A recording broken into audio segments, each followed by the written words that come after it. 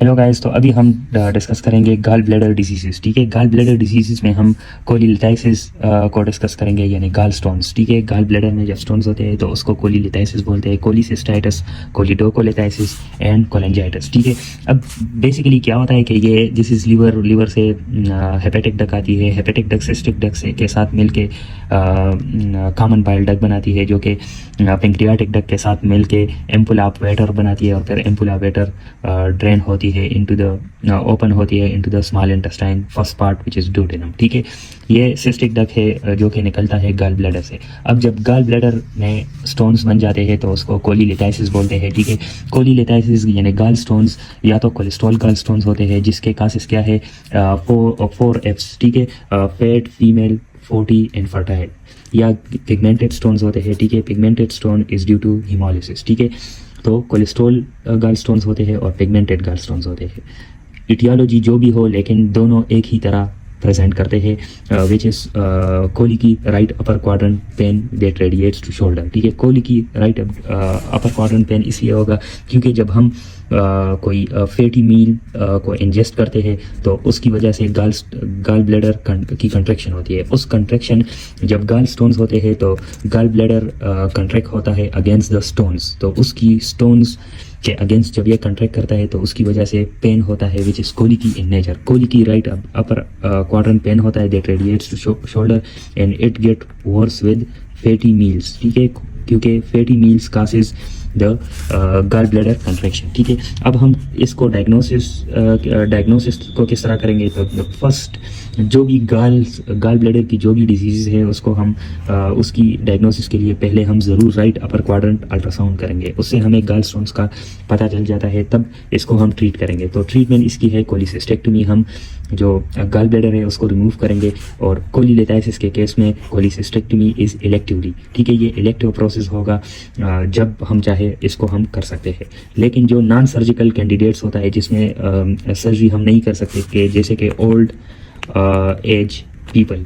ठीक है, old age में हम सर्जरी नहीं कर सकते किसी वजह से, तो हम उसमें फिर अर्सोडिऑक्सीकोलिक एसिड यूज़ करते हैं। ठीक है, तो ये है कोलीलिथाइसिस। फिर हम कोलिसिस्टाइटिस की तरफ आते हैं, जब यही गाल स्टोन्स आते हैं सिस्टिक डक में और सिस्टिक डक को ऑब्स्ट्रक्ट करते हैं। ठीक है, तो ऑब्स्ट्रक्शन के पीछे फिर क्या होती है, इन्फ्लेमेशन होती है, मतलब गाल ब्लैडर की इन्फ्लेमेशन होती है, तो उसको हम कोलिसिस्टाइटिस बोलते हैं। और इसकी पैथोलॉजी ये है कि जब गाल स्टोन्स सिस्टिक डक में आते हैं, ऑब्स्ट्रक्शन करते हैं, तो उसकी वजह से फिर गाल ब्लैडर की इन्फ्लेमेशन होती है, और इन्फ्लेमेशन की के नतीजे में क्या होता है, पेरिकोलिसिस्टिक फ्लूइड होता है, मतलब गाल ब्लैडर के सराउंड फ्लूइड्स एक्युमुलेट होना स्टार्ट करते हैं। गाल ब्लैडर की जो वॉल है वो थिकन हो जाती है, और ऑब्वियसली हमें स्टोन्स भी नज़र आते हैं, क्योंकि बेसिक पैथोलॉजी भी, बेसिक इटियोलॉजी भी स्टोन्स की वजह से होती है। ठीक है, तो पेरिकोलिसिस्टिक फ्लूइड, थिकन्ड वॉल्ड एंड गाल स्टोन्स। ठीक है, अब इसमें जो पेन होगा वो कोली की एब्डोमेन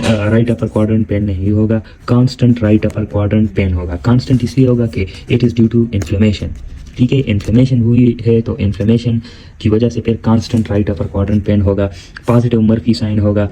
ठीक है, और उसके साथ इन्फ्लेमेशन के नतीजे में फीवर भी होगा और वाइट ब्लड सेल्स रेज हो जाएंगे। ठीक है, डायग्नोसिस किस तरह करेंगे, right upper quadrant ultrasound first investigation होगा। ठीक है, अगर राइट अपर क्वाड्रेंट अल्ट्रासाउंड पे ये चीज़ें नज़र नहीं आई तो हम हाइडा स्कैन भी कर सकते हैं। ठीक है, हाइडा स्कैन हमें फिर बताता है कि गाल स्टोन्स किधर है। ठीक है, तो राइट अपर क्वाड्रेंट अल्ट्रासाउंड पे हमें ये तीनों चीज़ें नज़र आएगी, पेरिकोलिसिस्टिक फ्लूइड, थिकन वॉल एंड गाल स्टोन्स। अगर राइट अपर क्वाड्रेंट अल्ट्रासाउंड पे कुछ नज़र नहीं आया तो हाइडा स्कैन की तरफ हम जाएंगे। ट्रीटमेंट हम इसकी किस तरह करेंगे, पहले कंजर्वेटिवली मैनेज करेंगे विद NPO, नील पर oral, IV antibiotics and intravenous fluids. ठीक है, उसके बाद हम कोलिसिस्टेक्टमी अर्जेंटली करेंगे। कोलिसिस्टेक्टमी कोलिसिस्टाइटिस के केस में अर्जेंटली हम करते हैं। ठीक है, फिर आते हैं कोलिडोकोलिथाइसिस। कोलिसिस्टाइटिस में स्टोन सिस्टिक डक में था, अब कोलिडोकोलिथाइसिस में स्टोन आता है सिस्टिक डक से और CBD को ऑब्स्ट्रक्ट करता है। CBD, अब ये डिपेंड करता है कि CBD कहाँ पे ऑब्स्ट्रक्ट हुआ। अगर ये एम्पुला ऑपरेटर पे ऑब्स्ट्रक्ट हुआ, मतलब डिस्टल टू द पेंक्रियाज, तो ये फॉर एग्जांपल ये पेंक्रियाज है। ठीक है, तो पेंक्रियाज के बाद ये स्टोन्स CBD को ऑब्स्ट्रक्ट कर गया, मतलब एम्पुला ऑपरेटर में, तो पेंक्रियाटाइटिस भी होगा। ठीक है। पेंक्रियाटाइटिस के साथ ये जो बाइल की फ्लो है वो ऑब्स्ट्रक्ट हो जाएगी, तो कंजुगेटेड बिलिरुबिन रेज हो जाएगा, इसी वजह से जॉन्डिस होगा विच इज़ पेनफुल जॉन्डिस, ठीक है। और इसके अलावा हेपेटाइटिस भी होगा, मतलब सीरम जो AST और ALT लेवल है, ALT और AST लेवल ये रेज हो जाएंगे, ये इंक्रीज हो जाएंगे। पेंक्रियाटाइटिस होगा तो पेंक्रियाटाइटिस की वजह से लाइपेज रेज हो जाएगा और एमाइलेज रेज हो जाएगा, ठीक है। तो gall stones in CVD choledocholithiasis, ठीक है। Gall stone in CVD pancreatitis होगा या नहीं होगा, it depends on the site of obstruction. अगर यहाँ पे ऑब्स्ट्रक्शन है proximal to the pancreatic duct तो पेंक्रियाटाइटिस नहीं होगा। अगर distal to the pancreatic duct है, ठीक है, एम्पुल ऑपरेटर में है तो फिर पेंक्रियाटाइटिस होगा। इसके अलावा हेपेटाइटिस होगा, ठीक है, और पेनफुल जॉन्डिस भी होगा। पेनफुल जॉन्डिस इन्फ्लेमेशन है, ठीक है, इन्फ्लेमेशन की वजह से फिर ये एक्यूट कंडीशन है कोलिडोकोलेटाइसिस, तो जॉन्डिस पेनफुल जॉन्डिस होगा। जबकि जो कैंसर होती है, ठीक है, कैंसर और कार्सिनोमा होती है या स्ट्रक्चर होते हैं, ठीक है, तो उसकी वजह से जो जॉन्डिस होगा वो पेनलेस जॉन्डिस होगा, ये लेकिन यहाँ पे पेनफुल जॉन्डिस होगा, ठीक है।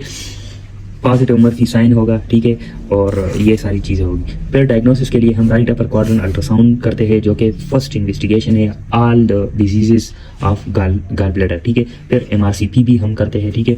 उसके अलावा जब ट्रीटमेंट की बात आ जाए तो ट्रीटमेंट में हम पहले NPO, IV एंटीबायोटिक्स और इंट्रावीनस फ्लूइड्स देंगे।